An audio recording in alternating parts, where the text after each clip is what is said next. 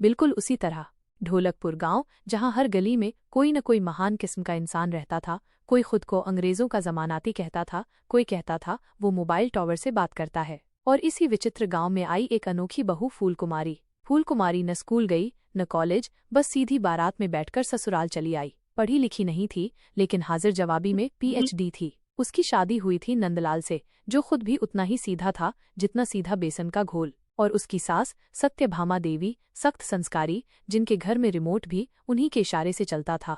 शादी के अगले ही दिन सुबह 5 बजे सत्यभामा देवी चिल्लाईं, बहू उठ जा, सूरज सिर पर आ गया। फूलकुमारी आंखें मसलती हुई बोली, सूरज तो अब तक आकाश में होता है माजी, सिर पर कैसे आ गया। सास ने बेलन थमाया, जा रोटी बना। फूलकुमारी ने बेलन देखा और बोली, माजी इसमें GPS है, कैसे जानू रोटी गोल बनी या नहीं। सत्यभामा चुप। पहली बार किसी बहू ने बेलन को गूगल मैप समझा। फूलकुमारी के हाथ लग गया एक पुराना स्मार्टफोन, और फिर उसका नाता जुड़ गया YouTube और WhatsApp से। एक दिन उसने YouTube पर अपना चैनल बना दिया।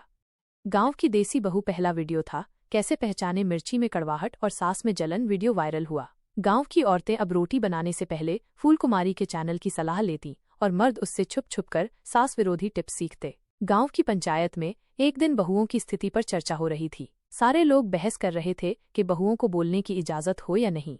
फूलकुमारी खड़ी हुई और बोली, जब बैल बोल सकता है तो बहू क्यों नहीं। और जब ताइजी रोज 5 बार टीवी पर चिल्ला सकती हैं तो बहू 2 शब्द बोल दे तो अपशगुन हो गया। तालियां गूंज उठीं। मुखिया ने वहीं ऐलान कर दिया, फूलकुमारी को महिला पंचायत की अध्यक्षा घोषित किया जाता है। सत्यभामा बेहोश होते होते बचीं। अब घर के अंदर हर दिन युद्ध छिड़ता। सत्यभामा का नियम, बहू 5 बजे उठे।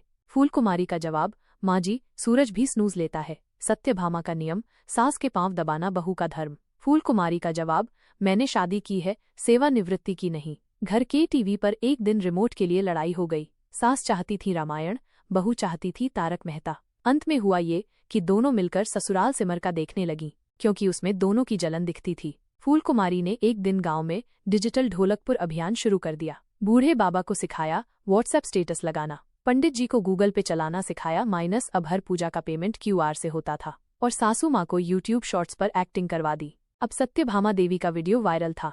सास के 3 ताने जो बहू को बर्दाश्त नहीं। एक दिन सत्यभामा बीमार पड़ी, पूरा घर सन्न। फूलकुमारी दौड़ी आई, अपने हाथ से काढ़ा बनाया जो ज्यादा कड़वा था पर दिल से था, और माथा सहलाया। सत्यभामा बोली, तू अनपढ़ है पर मन से बहुत बड़ी है। फूलकुमारी मुस्कराई, माँ जी मैं अनपढ़ हूँ पर बेवकूफ नहीं। जो प्यार नहीं दिखाया वो ताने बन गए। उस दिन पहली बार 2 पीढ़ियों के बीच की खाई थोड़ी कम हुई। आज फूलकुमारी गांव की सबसे चर्चित महिला है।